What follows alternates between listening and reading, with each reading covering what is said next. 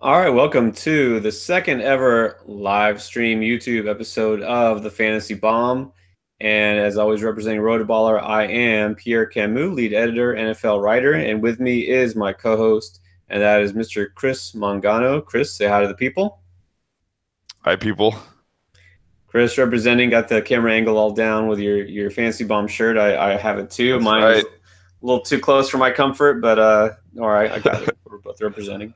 Um, So yeah, we're excited to be doing this, and we're going to, of course, go over the NFL draft results. We did our first ever live broadcast during round one last Thursday night of the NFL draft, and so this time around, we're going to talk about everything that happened after round one. Talk a little bit about some of those main picks that happened, the big names, and of course, mainly the quarterbacks in round one. There was nary a skill player taken other than the quarterbacks after Saquon Barkley. But we'll talk about those. But we're going to actually delve a little deeper into the later rounds also. Talk about those names that are going a little bit under the radar because you've probably heard of those, running backs and receivers that are already going to make a big impact supposedly for redraft leagues in 2018. But you know what? Anybody can identify Rashad Penny and say, yeah, he's going to step in and be the starting running back for Seattle. That's not too difficult to do. We're going to go deeper than that. We're going to give you some names that we like. We're going to talk about our top risers and fallers as far as landing spot now that the draft is over, and we're going to identify some sleepers that you may not even be aware of. So, all that said, Chris, let's talk a little bit about the weekend because I hate to say it, almost ashamed as a football podcast here, but we spent the first round, of course, all night watching and then talking about it, doing this show. And then for the next 2 days, I didn't watch almost a single minute of the draft because I couldn't. I was driving. I had to drive to Houston this weekend, and then to make it worse, at least maybe in your eyes, I was watching a baseball game on Friday night because in Houston, what to do? We were downtown anyways. We were literally 5 minutes walking distance. So I said, "Hey, can we go to the Astros game?" And my wife agreed, so I jumped on it. How does that make you feel? No, it's fine. I actually spent all Friday night watching the draft, which was fun, but also because I had the third rounds for Rotoballer, so I had a bit of a vested interest in watching it, and I'm really excited to talk about the draft. But before we get to the draft, I was wondering if we could talk a little baseball, just a little baseball. Again, all right. I see. I just brought it up because I thought you'd be ashamed of my prioritizing baseball over football, but now you're bringing up baseball again. So I want to hear what you have to say. I've accepted who you are, Pierre. So Well, we're well past that. All right, good. By now it's too late. So yes, a guy we both follow and respect for fantasy football actually tweeted this out, which is interesting. But Scott Barrett of Pro Football Focus tweeted this out, and I'm curious to hear who you would choose and why. So he tweeted out the Major League Baseball desperately needs more star power, a well-promoted new face of the sport to make it relevant again. Who should it be? And the choices he gave were Shohei Ohtani, did I pronounce his first name right? Yeah. Mike Trout, Aaron Judge, and Bartolo Colon, which was strange to me. So I'm curious, would you choose one of those guys or somebody else, and why? As the face of the sport, to help promote the sport, to help build its popularity. Well, one guy that I think to some extent is trying to be the face, or at least in some circles, who should be the face of baseball is Bryce Harper, because along with Mike Trout, Trout is of course, arguably who says the best, but it's pretty hard to argue against him. At least in fantasy, he's the best player, right? He's the best player in baseball, best overall player. Great image, clean cut. He's in a big market. He's got everything you could want in a marketable star, but he's not like oozing with personality. He's got a personality, but he's not the kind of guy who's going to go out there and seek the spotlight necessarily. Harper isn't that way. Harper does not mind attracting attention, whether it be positive or negative.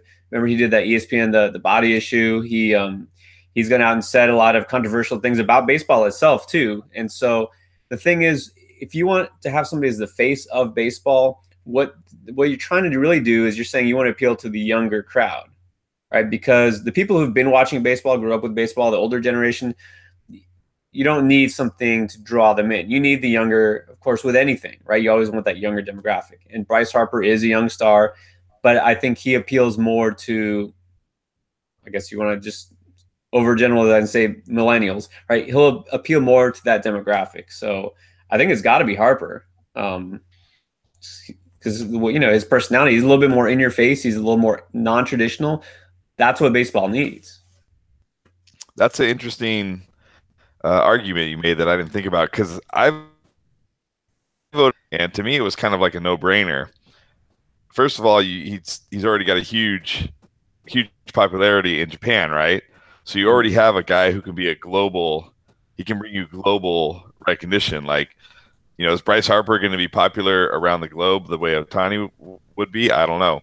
But also, Ohtani actually has me somewhat, I want to stress that, interested in baseball, because he's doing something that's very cool. He's been productive not only as a pitcher but as a hitter.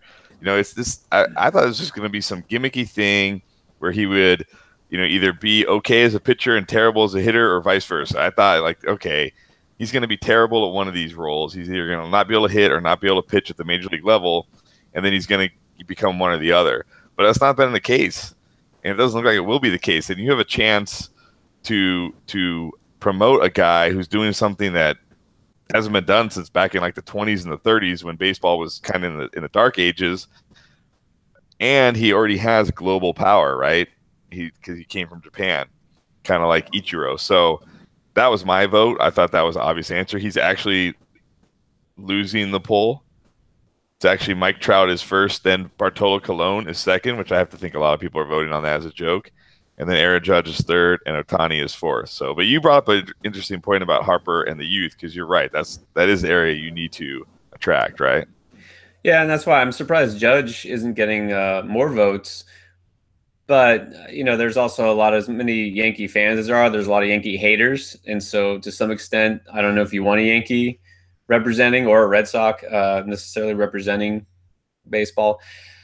Ohtani, I'll just tell you what, he's legit, right? You look at his skills, what he's done so far, he can hit and pitch. Now, how frequently he can do both, as far as being able to be in the lineup after he just pitched, that's what they're going to have to watch. He's young. They don't want him to get injured, overused. So it's just not legitimately possible to do what Babe Ruth used to do, or people in the old days used to do, because it's just, they weren't throwing 100 miles per hour back then.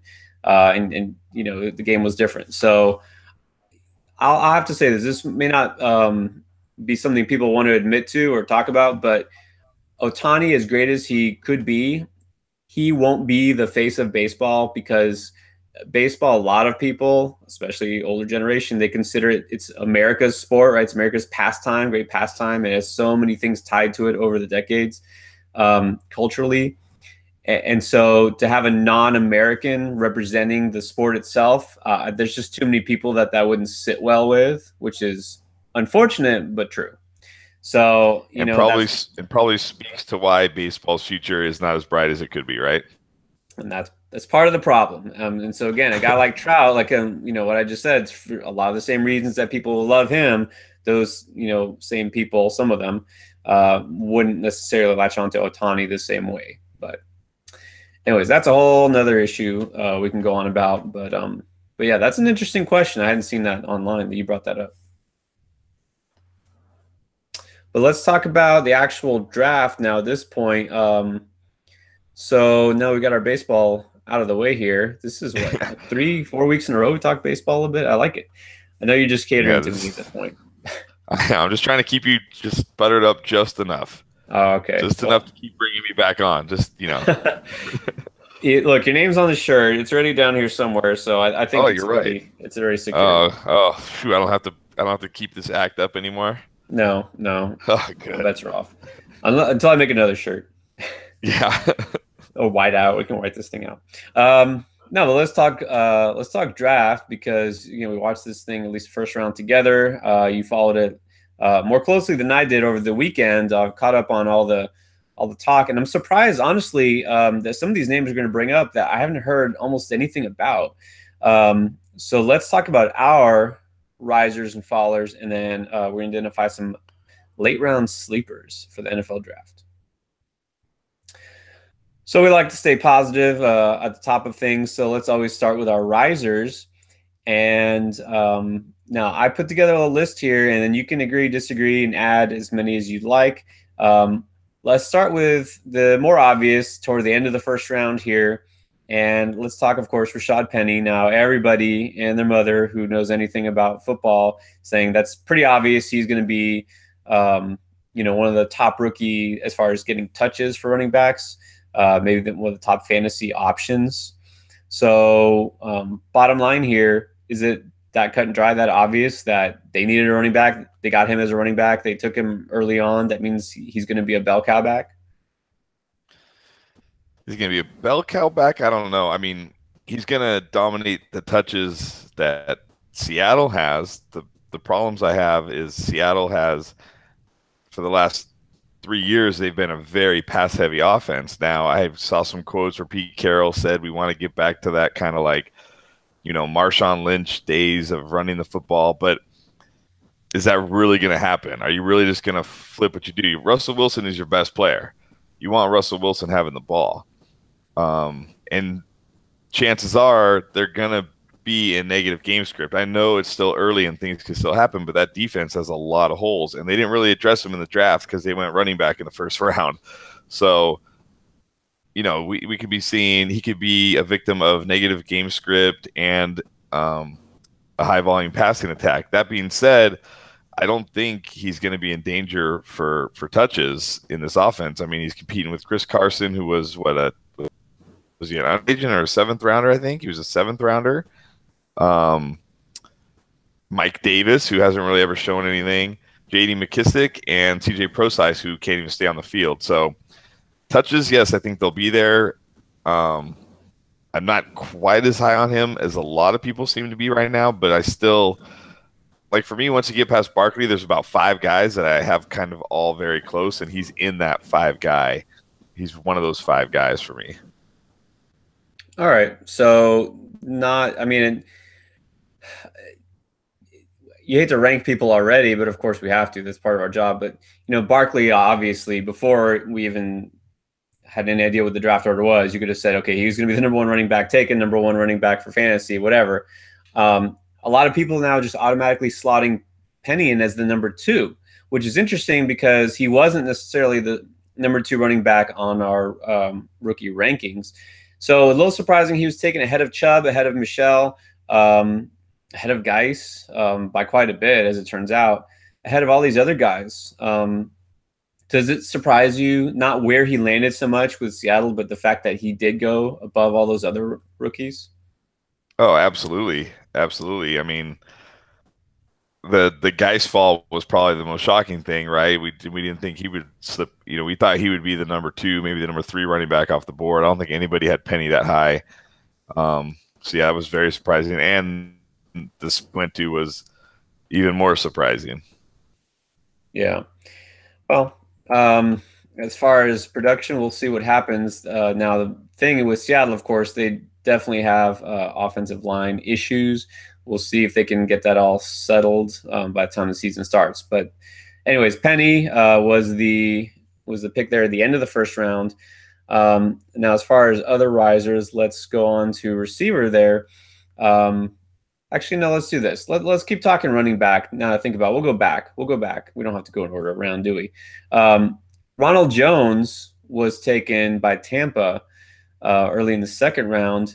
Now, we thought Tampa was a great destination, would have been a great place for Barkley to land, and of course that didn't happen. So they kind of wound up with Jones as their consolation prize.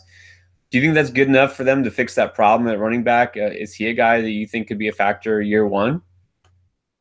Oh, he's absolutely going to be a factor year 1. I mean, I feel like he has a clearer path to touches than even Penny does. He's competing with Peyton Barber, Jaquiz Rogers, and Charles Sims. I mean, they had no running game last year at all. They could not find a running back they could depend on. He should instantly be a 3-down back. My concerns with him is his size. He's small. He's only about 204 pounds. I don't know if he can hold up to like that 250 touch mark that I think those 5 guys that I have in this range, I think are all like pretty much locked into. That would be my only concern with him. But I'm not here to try to predict injuries or anything. I think he's going to get the chance to have that many touches. I think the Buccaneers are going to work him that way, simply because they don't really have any other options. He's going to be the guy. You know, he's definitely going to be the guy from day one.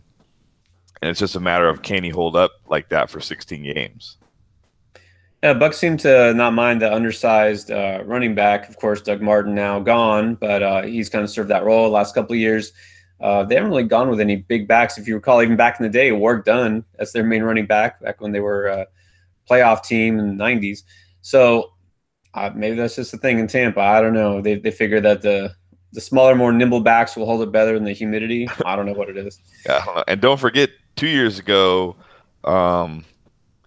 when Doug Martin got hurt, they gave Jacquizz Rodgers had like 10 carries after the first quarter. Do you remember that? Remember that game? The first game he played, they'd given him the ball like 10 times in the first quarter. I mean, he got the ball like 30-something times, and he's not a very big back either. So you're right. They don't have any problem, leaning on these guys. I'm just not sure Jones's body can hold up with that many touches at the NFL level. But I hope it does. We'll see, but I hope it does. Right. Right now we have to kind of label him as a riser just because of his landing spot. That's a team that needed a running back, got it. When we get to our followers, we'll talk about the others and we'll see how we think he stacks up. But let me also go on to Royce Freeman. Now he's the other one, kind of along with Penny, that's been mentioned as potential biggest impact for redraft this year. This, of course, besides the fact that, they drafted him, they cut C.J. Anderson just a couple weeks ago, kind of clearing the path. So it seems pretty obvious that Freeman's going to get a job. Do you think it's that easy that he just takes the job because they picked him? What was it, the 3rd round, right? Yeah. They still got Devontae Booker, which is not too exciting, but he's still there, and some people are still truthers, and they think he's going to take the job. You got D'Angelo Henderson. It could be a hot hand situation. So how much faith do you have in Freeman over somebody like, say, Jones? I have more faith in Jones as far as getting the touches, but if Freeman can win this job, which shouldn't be too difficult, I like his situation a little more, only because he's shown in college he can handle large workloads. He's a big back. He kind of dropped in the drafts because he was so banged up his last year at Oregon that he really didn't have a very impressive last season. But if you look at his prior seasons when he was healthy, he was a monster. Like I said, he can handle that role. So all he's got to do is beat out Devontae Booker, which he should be able to do. And if he does that, then he's another guy that's looking at 250 or more touches, more than likely. Denver's offensive line is better than it was a couple years ago. C.J. Anderson averaged 4.1 yards a carry last year, which isn't exceptional, but it's not terrible. He went over 1,000 yards rushing. So, Freeman could certainly do that again. He's one of the guys I'm really high on. He's definitely a riser for me. And I feel like he's not getting, like, when people talk about in the dynasty world, they talk about Penny and they talk about Jones and Geis, and even Sonny Michel, who we'll talk about later. They're really high on them. And then Freeman just kind of like a little bit of the forgotten man. So, but I'm really excited for his opportunity. Yeah, and again, somebody that you probably didn't hear as much about before the draft, and now because of where he landed, he's become kind of that popular sleeper. Don't get me wrong, there's definitely opportunity there, but I think some people are now just kind of assuming because Anderson's gone and he was drafted that they're just going to hand him the starting job. It just might not be that simple. So, and then one guy I'm going to tell you I did not put on my risers or fallers list, and some people do have as a riser. I want to get your take on this. The Lions took Kerryon Johnson from Auburn, And I've seen a lot of talk about how he could be. In fact, I hate to say our own site, Rotoballer, I saw a little news post this afternoon, and it made me raise my eyebrow. I kind of, that thing The Rock does where it's like, okay, I kind of did that. I was like, it says Kerryon Johnson could be a workhorse back, 3-down back for the Lions. I don't know about that because, first of all, when's the last time the Lions, and I feel like we say this every time we talk about the Lions and running backs, and the answer is always Barry Sanders. But when's the last time the Lions really had a workhorse back, someone they use extensively, even on 3rd down? When's the last time the Lions had a fantasy relevant running back? And when's the last time that we actually trusted the Detroit Lions? Because I feel like I've heard all these things about Amir Abdullah just not that long ago. Yes. I don't have him as a riser. I'm sorry. Going to Detroit, to me, that's not a good thing. Do you see it the same way? Yeah, I agree with you. This is another extremely high volume passing attack. There's no reason to think that'll change. Over the last 2 years with Jim Bob Cooter, they were 2nd and 3rd in pass play percentage. Maybe that'll drop a little bit if they do lean on Johnson some more, but this is just a team that doesn't seem committed to the run. And Theo Riddick is still there, so I don't think he's just going to disappear in the passing game. That's not to say that Johnson won't be used in the passing game, but I don't see this as like the same situation that Barnes is in, where these guys are likely going to be 3-down backs. So even if he is a workhorse back, like an early down workhorse back, it's hard for me to see him approaching, going over that 250 touch threshold. And then you have LeGarrette Blount. If you believe that Blount has any value now, which I don't, I think Johnson can take Blount's role, whatever it was going to be, because they did spend relatively high draft capital on him. He's an early 2nd rounder. So, and Blount's only getting paid $1 million this year, so it's not like they have a whole lot invested in Blount, where they have to, prove that their signing was right.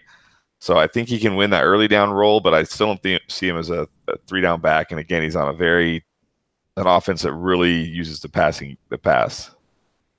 Absolutely. Hard to trust. I know that's kind of a bitter pill to swallow for both of us. When we did our best ball episode a few weeks ago, we kind of had LeGarrette Blount as one of those players to target late in MFL 10s. I know I have him. I've only done 2 so far. I do have him in one of those leagues. There's still hope because it's very possible Johnson's a bust. It's possible that Blount still has that goal line role. At least he can score some touchdowns here and there. It's also possible he doesn't make it through training camp. So I guess we'll see. As far as Johnson, I do see why some people are saying he could be the workhorse. 285 rushing attempts for Auburn last year, almost 1,400 yards, 18 rushing touchdowns, and 24 receptions, altogether over 300 touches. That sounds kind of like a potential workhorse there. But again, you got to fit the system in. We're talking about Detroit. So we'll see. So I'm not putting him as a riser just yet. All right, now to the receivers. Now I have Calvin Ridley as a riser because we weren't sure where he would land. Some people speculated Carolina. Some people thought Dallas. Turns out Atlanta. Kind of surprising. Took a wide receiver early there. And that's got to be a good landing spot for him. He gets to learn. Presumably, Julio Jones decides to stick around. Not that he isn't under contract, but for some reason he's being a little weird on social media. And he's got a pretty good quarterback in Matt Ryan. I don't know. This seems like a pretty choice situation for him, right? He could even make an impact right away, don't you think?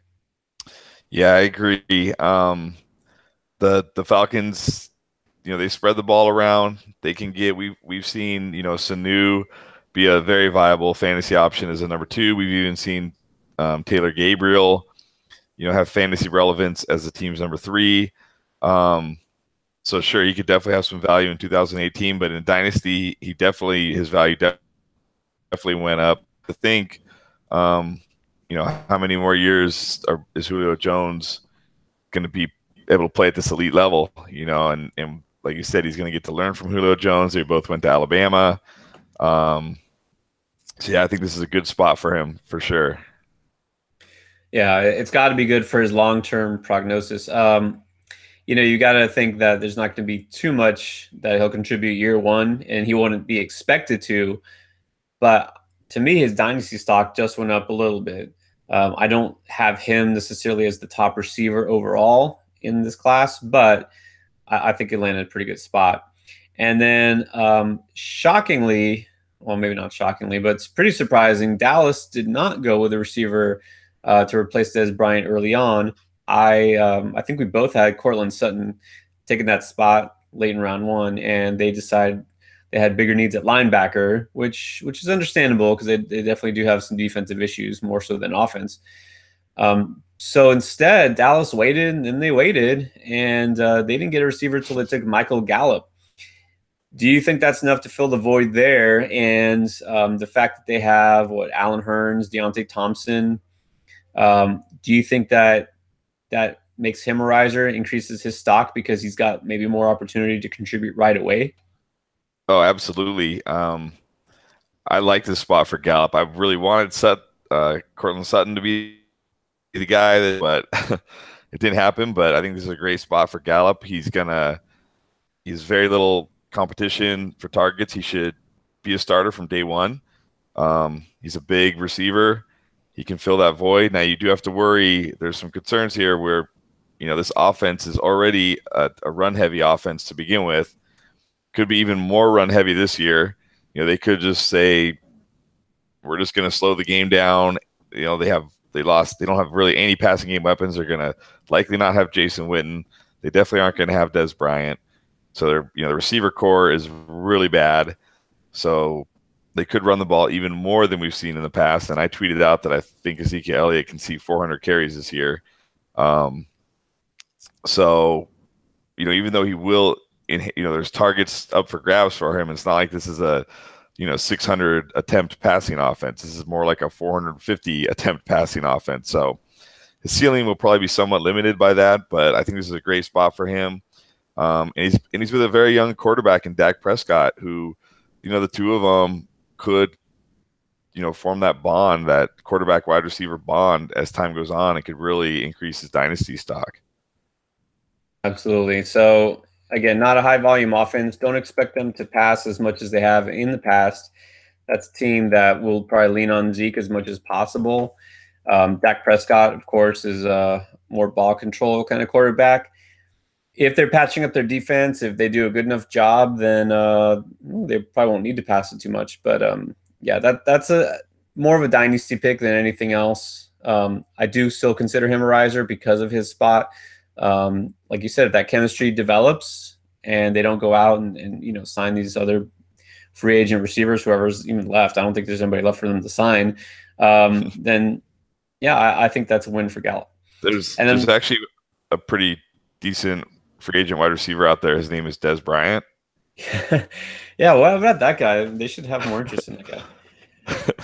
Now, and this talk about domino effect. Now that the draft is over, it's fascinating to see where Dez Bryant is going to wind up, because you would think that most teams that needed a receiver kind of filled that void already. We're not going to speculate on that right now, not today, but yeah, we're going to have to keep an eye on that situation. And then the last riser I want to identify here, guy that I actually did a feature on, and just not coincidentally, out of University of Miami, and a guy I've seen play in person, Braxton Berrios. Nice college career, not huge numbers. Numbers will not jump out, but if you see how he stepped up his senior year, especially in the big games, he played pretty well. So I do have a write-up on him from a couple months ago on Rotoballer if you look up Braxton Berrios. But let's just get to the chase here. He's a speedy, kind of undersized receiver, and he's white, and he went to New England. So it's pretty obvious, right? He's the next Wes Welker / Danny Amendola, right? It's just automatic. Is it that simple? I don't think it is that simple. I don't know. I mean, when I saw that you added that who's on the risers, I was like, is this Pierre just throwing out a homer pick or what? He's Never. tiny. He's tiny. He's not the greatest catcher. He doesn't always battle. I mean, I don't know. It's New England, and New England seems like they could take anybody and make them good, right? So maybe, I mean, if you're Barrios, this is probably the best spot you could have gone to, right? You're getting to play with Bill Belichick and Tom Brady. So for him, for sure, this was a great win for him. I don't know. I don't see it. I don't see him developing into an every week NFL player. I mean, I hope he does. I hope all these guys do, but I don't see it. I don't see it personally. Really? Well, nah, again, this is sort of a homer pick here. He's one of my players I like, but honestly, he's a guy that I've seen now. Again, taking the pulse of the fantasy football world here because of the landing spot and because of the obvious comp there.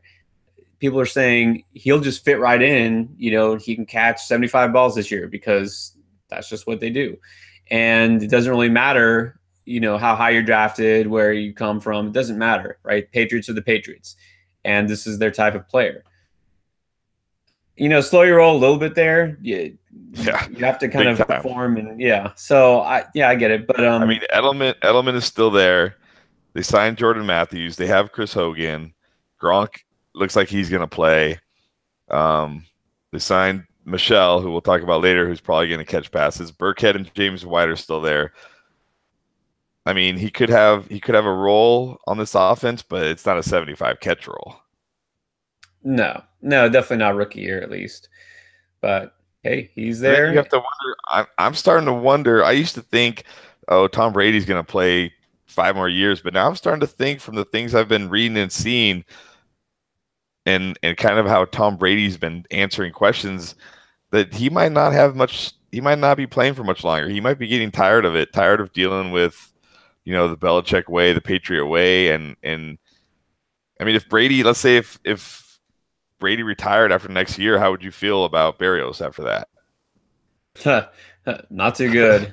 Exactly. So, and I'm starting to feel like that's more and more of a possibility, so we'll see. So I don't know. I mean, if I can I don't know how far he's risen in rookie drafts. If he's still like a fourth or fifth round type rookie draft pick, sure, maybe I would throw one of those type of picks at him. But if he's jumping up to like early third, late second, that on him. Yeah, no, that definitely I agree. Don't overpay for landing spot because you don't know what's going to happen down the road. Down the road, meaning maybe even next year. Brady could at any time just say, that's it, I'm hanging it up, and then there goes your value. But no, but he is a solid player in a good system. Even if Brady's not there, they've shown the ability to take other quarterbacks and make them productive. Of course, they don't have any of those quarterbacks backing up Brady right now, but they'll find somebody. But let me share. I'm going to try our little screen share. Can you see that, Chris? You see my thing? I see it. All right. So there it is. Just proof positive that, look, see what it says there? February. All right. So Well, I did have the comp. He's undersized, but he's got a lot of positive traits. Ooh, a potential dynasty sleeper. There you go. Well, you called Gurley last year, so maybe he's your Gurley. He's your dynasty Gurley. My dynasty Gurley. I like that. That kind of has a ring to it. I'm curious who you said for possible landing spots. Did you say the Patriots? Because that would really be impressive. Not even a little bit. No, nobody was thinking Patriots. Actually, what they were talking about back then, see possible landing spots, it was Baltimore who needed receivers and actually have gotten a ton of receivers. They just didn't take Barrios. And then Denver, it seemed like he had a good rapport with the coaches there. See right there, Broncos coaching staff. Of course, they addressed receiver also in two ways, but not with Barrios. So I guess they fell in love with other guys instead. So let's take a little recap here and look at our risers. We got Penny, Ridley, Jones, Freeman, and then let's briefly talk tight end, Mike Gesicki. He went to a tight end hungry team. That's the Dolphins. They definitely have plans to use him as a receiver because that's mainly what he did in college. Do you like Gesicki as a riser as far as the tight ends, because a lot of the other tight ends did not have favorable landing spots. Yeah, I think in Dynasty he's my tight end one now. I mean, he went into a great situation as far as he went to a team that did not have a tight end, needed a tight end. Um, yeah, he's the good thing if you're a fantasy player like us is he's not very good at run blocking. So when he's on the field, he's likely going to be running routes. So that's good because we don't get fantasy points for pancake blocks or anything. So, if he's out there running routes, that means he can catch passes. That means he can catch touchdowns. That means he can score fantasy points. So that's a huge bonus. Kind of like Evan Ingram last year now. Don't expect Evan Ingram numbers right away because Evan Ingram's situation broke just absolutely perfect for him last year, right? Odell Beckham got hurt. Brandon Marshall got hurt. Sterling Shepard missed a bunch of games. I mean, he was basically the team's wide receiver 1 and wide receiver 2 most of the year. But Gesicki going forward definitely has a ton of value in this offense. Henry, who's going to free up a ton of those intermediate short targets, 150 of them or whatever he got. So opportunity is going to be there for him. Tannehill, he's not a big risk taker. He'll dink and dunk all day, so you know that. And it doesn't seem like the Dolphins are in any hurry to move on from Tannehill. So I really like this for him, and I think, yeah, like I said, he's my tight end one in the dynasty. Yeah, I think so. We'll talk about the other tight ends right now, but without getting too deep into Dolphin speak, their whole plan, which justifiably so from the beginning of this draft, was to win up the middle because they got beat up the middle all year long. They got just slashed and hacked by the tight ends on the other side. So what they do? First round, they took a safety. Second round, they took their own tight ends. Somebody helped down the middle because Julius Thomas just didn't have it. And then they took a linebacker. And then they took another linebacker. So defensively, they solidified the middle of the field. And on the other side, they took a tight end. So smart because that's where they needed the most help. And I think they will use Gesicki quite a bit, especially because guess who's gone now? Jarvis Landry. So who else are you going to throw it to? Not Devontae Parker, not down the middle at least. So I think this has to be a good spot. As much as, you can hate the Dolphins offense and team as much as you want, but I think Gesicki has got to be the tight end one as far as receiving tight ends for this class. So now some tight ends that I consider fallers. The guy that our own John Lobb, Gridiron Scholar, we had a few weeks ago on the show, he had as his number one tight end, and that was Dallas Goedert. Almost too good to be true that when Jason Witten retires, that Dallas took a guy named Dallas and had their future tight end. And Philadelphia, if I can say this, totally cock-blocked them. And just to give the finger to their rival, they did not need a tight end. So No. But doesn't this kill from a fantasy standpoint, whether you like those teams or not, doesn't this kill Goddard's fantasy value because he's going to be sitting behind Ertz? 100%. 100%. He's gone. He either needs Zach Ertz to, get hurt and miss the whole season or miss a ton of games or get traded. He's basically what Trey Burton was before he signed with the Bears, right? He's Zach Ertz's backup. And as we saw, when Ertz is out, Goedert's going to have value, just like Burton had value when Ertz was out. But when Ertz is in the lineup, he's going to have no value. And this isn't a team that runs a lot of two tight end sets. They're deep at wide receiver. They have Jeffrey. They have Aguilar. They signed Mike Wallace. So this isn't like a team that's going to, just try out two tight ends over and over. You wouldn't think. So his value is just crushed. And I don't even know how you can draft him in that, really, unfortunately. No, agreed. You know what? Some people say, well, this could be like, think of Hunter Henry, Antonio Gates was there. This is nothing like that. Antonio Gates already was at the end of his career. Last season, the only reason they even threw it to him, especially early in the season, was to get that record, right? They're just holding on to him to get that touchdown record. And he just kind of decided, hey, I'll hang around. I'm not ready to retire yet, even though I said I was. But it's not the same thing. Henry is the tight end one there. Gates is just still around as long as he wants to be. But we already knew the end was coming. Ertz is in his prime. He's not going anywhere. So unless something weird happens, like I said, injury or something weird with contracts, I don't know. you can't count on Goddard for any significant value for the time being. And then Mark Andrews, which was one of the other highest rated tight ends coming out of college. And then he goes to a team that literally just took a tight end right before him. What are the Ravens thinking? Like, really stockpiling tight ends? That's the way to win the draft? And I mean, and then is Andrews now? Do they have it so that Hurst basically is going to be the receiving tight end and Andrews is the blocker, or what? Yeah, probably, or maybe they'll run more two tight end sets. I don't know, but regardless, this really limits both of their upsides.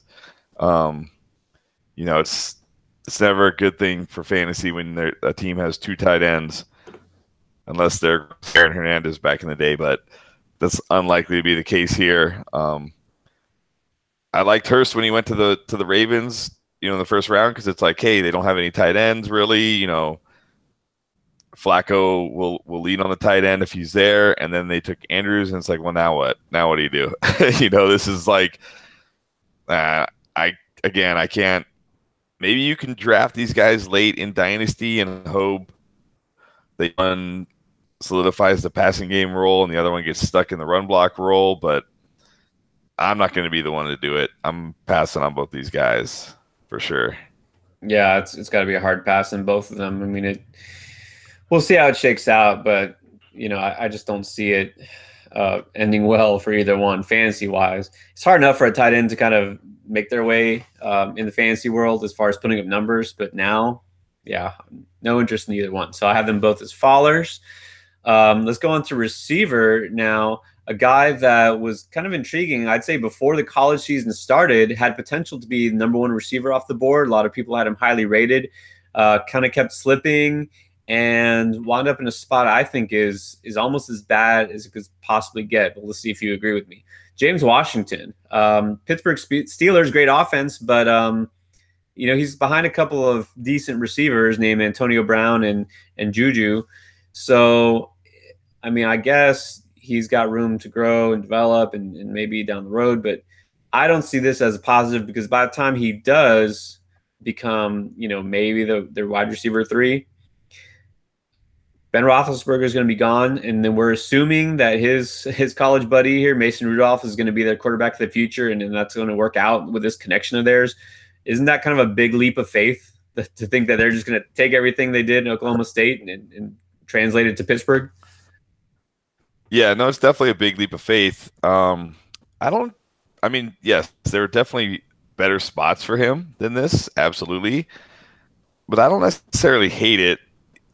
During, I think it was the second round, second or third round, they traded Martavis Bryant to Oakland.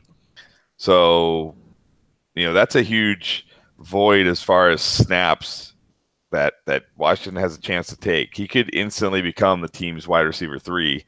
I don't even know who their wide receiver 4 was last year, Eli Rogers, but he was more of the slot because Juju just basically took his job. So I don't even know who their next outside wide receiver is behind Bryant. I don't even know.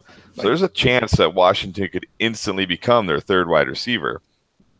And what that means for fantasy, I think I wrote about this in the recap. I think he's going to be more of like a boom bust kind of guy, kind of like Martavis Bryant light. He's going to be like a Martavis Bryant light. So, although if we looked at Martavis Bryant last year, he was light. He was Martavis Bryant light. Like Chris Bryant a couple years ago before his suspension when he had that monster kind of season.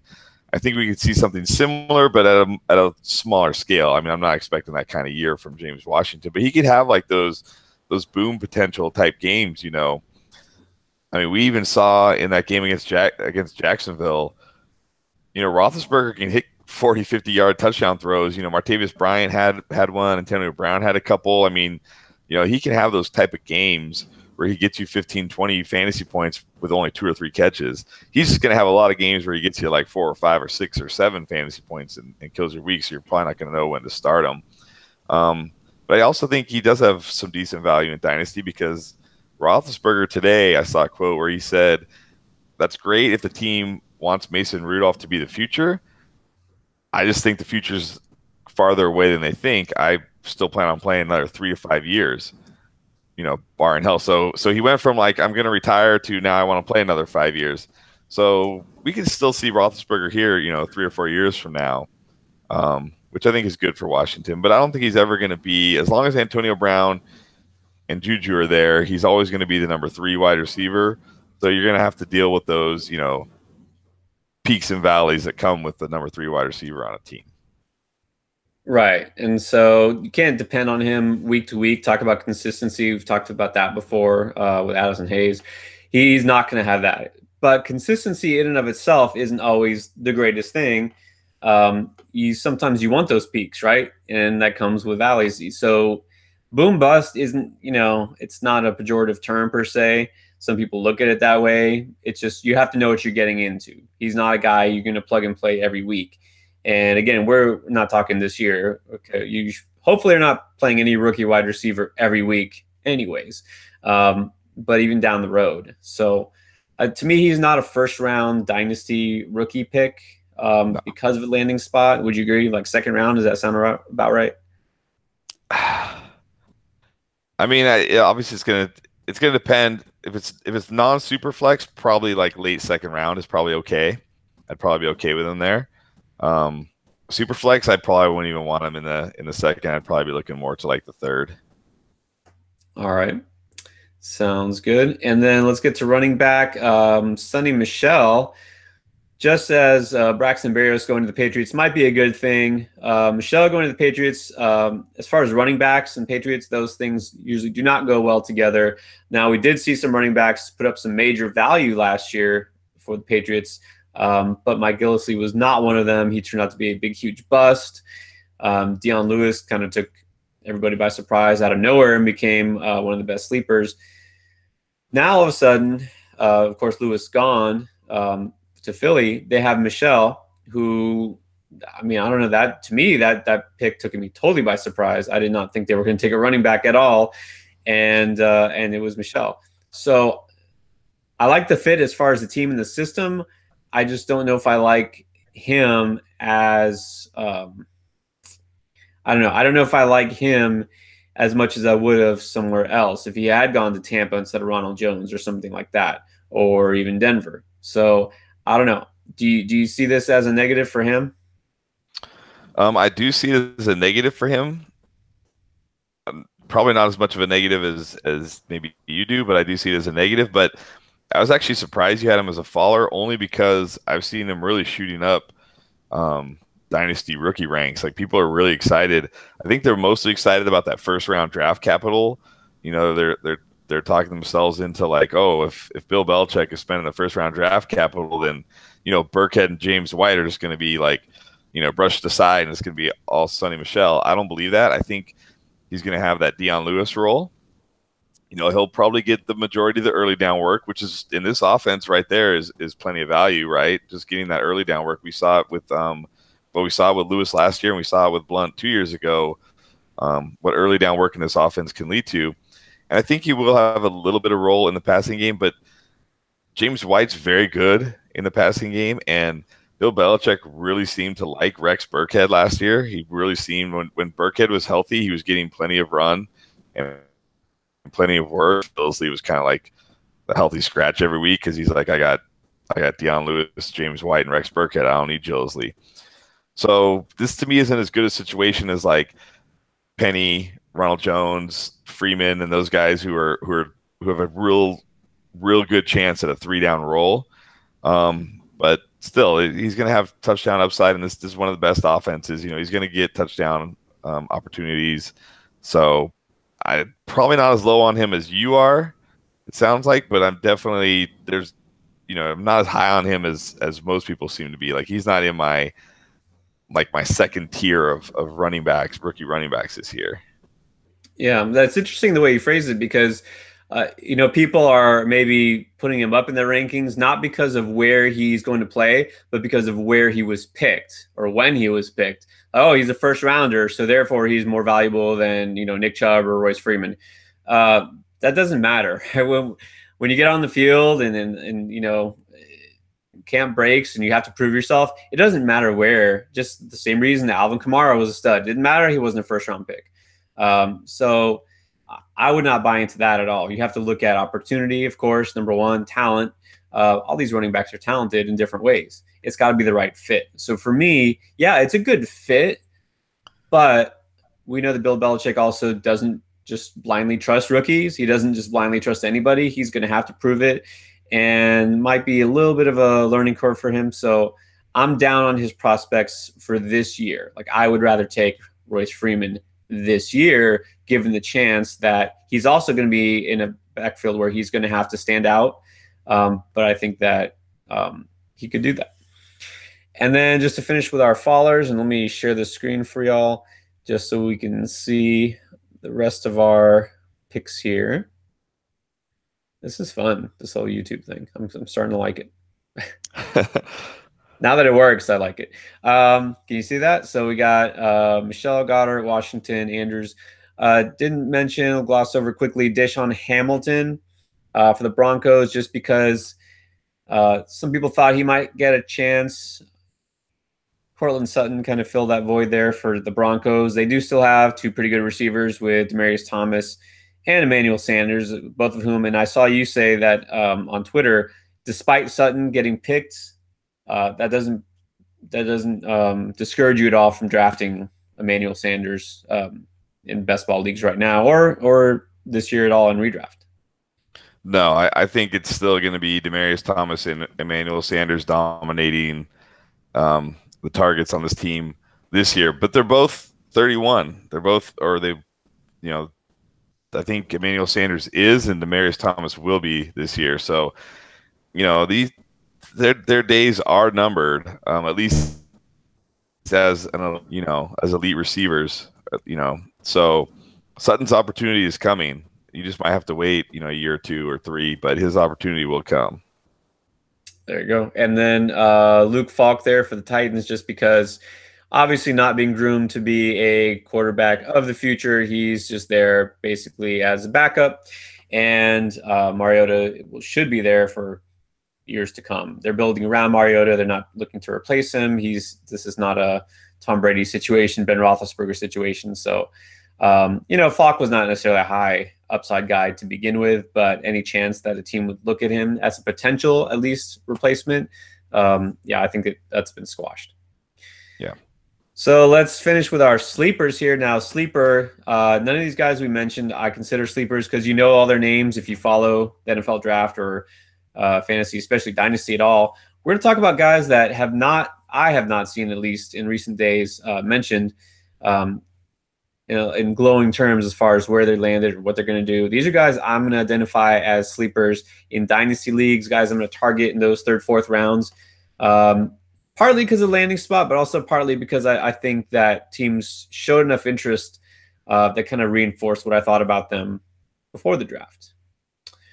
And I'll give you, of course, Chris a chance to mention any names I don't throw out here. But guy I think I like the most, not just because of his name, is, let's see if I get it right, Equanimous St. Brown from Notre Dame, and now with the Packers. So the Packers took a couple of receivers in the draft, and they do still have Devontae Adams. I think Randall Cobb's still around, if I'm correct. Yes. Going to take some time there, but I know I like him. I feel like everything I've seen on tape with him, he's a natural, fluid athlete. I think that the learning curve for him won't be so steep. He's got the athleticism, doesn't jump off the page, but I think that Rodgers will find a nice connection with him. I like that spot for him. I think he can jump in eventually to that third receiver role, and then eventually, maybe next year after Cobb is gone, take over starting duty there. Do you like St. Brown? No, I like the spot. I like the spot, but I don't like the player. He's just a big, fast guy, and well, that's a good thing, isn't it? It's a good thing until the ball's coming at you and you have to catch it. Then it's like, oh wait, I gotta do something else here. He can't beat press coverage. I mean, if teams just press him, he's done. He's gonna be wiped out, which is gonna make it hard because if he's out there and he can't get separation on press coverage, he can't get open. How many snaps is he gonna really be looking at? I mean, the situation is great, right? You're playing with Aaron Rodgers. They don't have Jordy Nelson anymore, so there is that void there. There's that void on the outside. But there's also talk that Ty Montgomery may go back to wide receiver this year. Now that they have Aaron Jones Williams. So, I mean, if I can get him cheap enough in rookie drafts, sure, I'll take a flyer on him. I'll take a flyer on him because, like we talked about with James Washington, he's got that big playability. And, you know, if he gets open deep, Aaron Rodgers is going to hit him. He's going to hit him. Like he's not going to miss him. He's not going to be like Brett Hundley last year. I don't know if you saw that picture where I think it was like the first game Brett Hundley played and Jordy Nelson was wide open down the field and he's looking right at him, but he never threw the ball. Did you ever see that picture? I remember that. Uh-huh. Yeah. You know, Rodgers is going to hit him, right? If he gets open deep, Rodgers is going to hit him. But if teams figure out that they can just be physical with him at the line and take him out of the game, they're just going to do that. So I don't know. I'm not a big fan. I wasn't really a big fan. I understand what everybody loved about him other than like his size and speed, which I guess for a lot of people is a big part of it. But he definitely, like, it's better than if you went to, you know, a team that was stocked full of wide receivers. You know, he's going to have a chance. He's going to at least have a chance here. So I would take a flyer on him, but it'd have to be pretty cheap. Yeah, well, and that's what I like. Well, first of all, let me mention the size speed combo you talked about. 6'5", and he ran a 4.48 40. Had a speed score in the 93rd percentile. That's pretty good. It's pretty nice to have. But the fact that he wasn't taken until the 6th round and kind of an afterthought here in the draft, I think to me his cost will be pretty low. So I would love to take a chance on him as opposed to some of these other receivers who don't have that ceiling. So, and of course, I love the landing spot. So interested in him. Cedric Wilson of the Cowboys. We talked about Gallup already, but Wilson, what if he outproduces Gallup? What if he kind of becomes their primary rookie receiver? So I think that there's a chance that he's getting overlooked. He's got some skills there too. Do you have any interest in Wilson? Not really. I think he's better suited as a slot receiver. And they already have Allen Hurns, and I mean that's really all Allen Hurns played in Jacksonville was slot. So I think he's going to take that slot role. I think Beasley's days are numbered. Beasley was already kind of like phased out of the offense last year. After, you know, a couple of years ago, he kind of had a little mini breakout with Dak Prescott as a rookie, but then last year he kind of wasn't involved. They bring in Allen Hurns. I'm guessing they're going to play him in the slot with Terrence Williams and Gallup on the outside. So I don't know. I don't see a big future for Cedric Wilson right away. Maybe down the road if Allen Hurns isn't producing, or you know they decide just to not re-sign him down the road, then maybe he can take over that role. But right now, I don't really see it. All right, fair enough. And one more guy, I guess I just love these measurables here. Deion Kane from Clemson, 4.43 40. He's about 6'2", went to Clemson, had a lot of success there, of course, back with Deshaun Watson a couple years ago. Indianapolis, which could be an interesting spot. They're definitely in the market to rebuild with their receiving core. And he's a guy that could get a shot early on. Do you like him possibly having a rapport with Andrew Luck, assuming that Luck's arm doesn't fall off in the middle of the season? Now you have me excited. Okay. Now you have a sleeper that I really like here. 2 years ago, well, when Mike Williams was at his final year at Clemson and Deion Kane was the number 2, he had a really nice season. You know, fast forward to last year, he's the number 1. He kind of struggled a bit, which I think helps him in this situation because perhaps maybe he's not cut out to be a number 1 wide receiver. Maybe he's better suited as a team's number 2 wide receiver.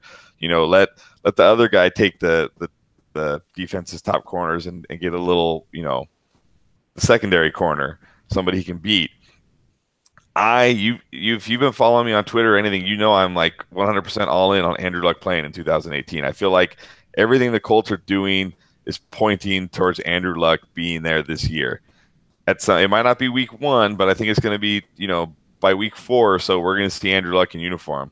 T.Y. Hilton is without a doubt their number 1. He's going to always draw the defense's top coverage.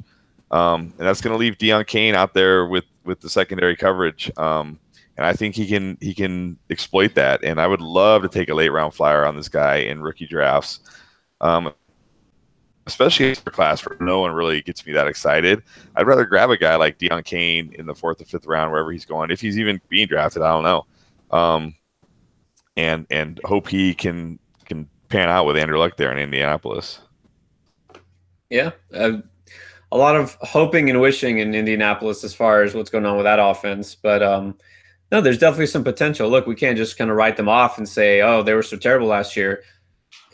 If Andrew Luck is back to at least close to 100% what he was before, they could be pretty explosive. But again, that's definitely somebody to stash and kind of hope for the best. See what happens. And a couple names I'm just going to throw out there real quickly and let you get to yours if you have any sleeper picks we haven't mentioned yet.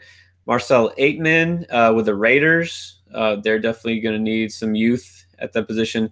Justin Jackson for the Chargers could be a sleeper there. I know they got Mel Gordon, but they're still looking for that number 2 guy. I don't know if Eckler is the guy, but that's somebody who could get a look. And then don't be surprised the Bengals looking to replace Dalton soon. Not that they are in any hurry to replace anything, including their head coach, but Logan Woodside could be a developmental prospect there, get some looks. So that's just my 2 cents. Chris, anybody you want to mention that that gets you interested in dynasty leagues as a deep rookie sleeper? No, I like this. Well, I'm not really a big fan of Justin Jackson. We'll see. Again, we hear a lot of coach speak where they're saying that they want to give Melvin Gordon less touches, but I don't believe coach speak. When you're out there on the field and you're playing the game, you're trying to win, you start giving the best players the ball. You know what I mean?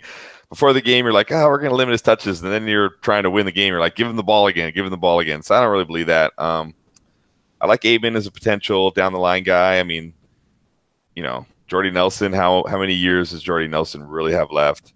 So he could certainly be a Jordy Nelson replacement, in a couple of years.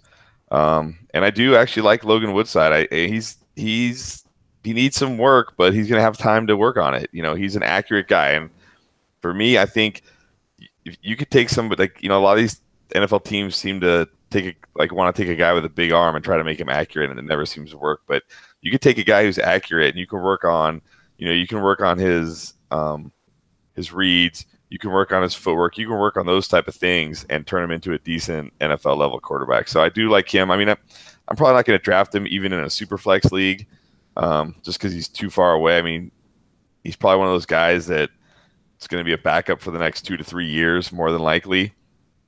But down the road, I think he could have some value.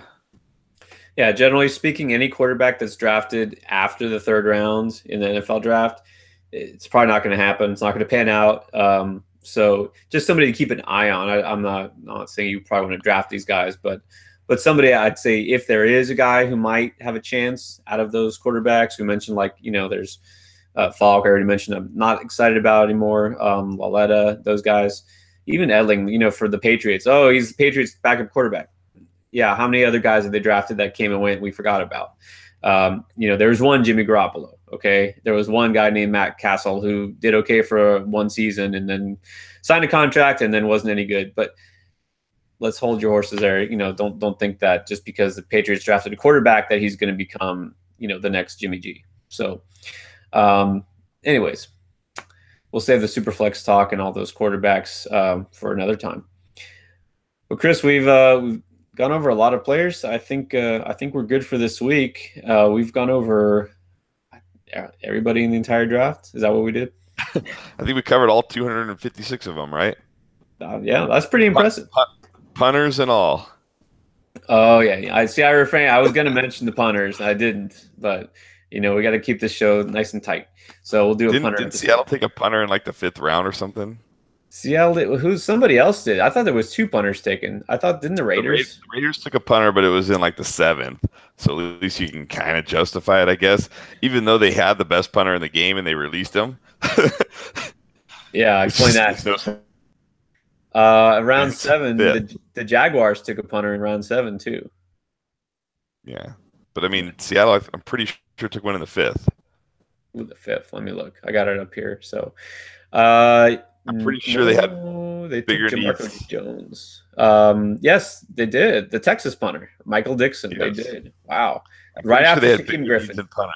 They took Shaquem Griffin, and then they followed it up with the punter. Wow. So they thought no one would notice. Yeah.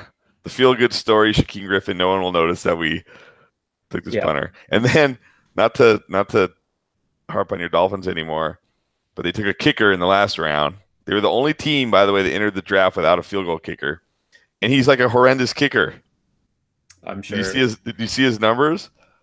You know what? And I bet you anything they'll cut him and they'll re-sign like Alinda Mare or like somebody that they used to have, or like Caleb Sturgis, just because that's such Dolphins thing to do. I forget who tweeted it out, but they tweeted out his stats, and it was like he missed like 35% of his kicks or some crazy, ridiculous, like terrible number from like a short range, or like I don't know what it was some terrible number.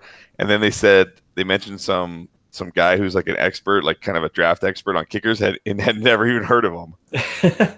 So this is a guy who's like just looks at kickers going into the draft. It was like I'd never even heard of this guy. That's awesome. So it's not even like they took like an incredible kicker. I bet he's great on kickoffs, which they're going to outlaw anyways. So good job, Dolphins. Yeah. And this is why I almost planned before I saw the thing today about Josh. I had my hat. I was going, I'll represent this week. We're live with video. I'm gonna wear my Dolphins hat, and this is me, and I'm on my computer. And then you showed me the tweet, and I saw it about even if Josh Rosen was there at 11, the Dolphins would not have taken him. And so I looked, and then I just, So that's when it's a good thing we're not on the air when I saw that live, because it didn't go well. But that can't be real, right? That can't be real.